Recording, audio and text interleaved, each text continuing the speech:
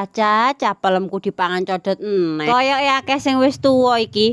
Wis saya tak undoh ae cah kesuwen gembrandul selak dientekno. Akeh sing ndek cah digayuh karo tangan ngene iki dijupuki nggenahe ra karuan. Diadai tas ae. Bar ngono akeh sing tuwa ning dhuwur iki tak gethek ae tak kei ora. Lho, lah kok ana wong ngenteni. Iki ape ngenteni matengan gratisan wong iki. Ora puas tak jipuki nganggo orok cah. Iki aku munggah wit ae. Ape munggah wit goleki sing tuwa. Aja mbok loroi ya cah, aku wonge purikan lho. Engko mbok arani aku wong wedok bandol.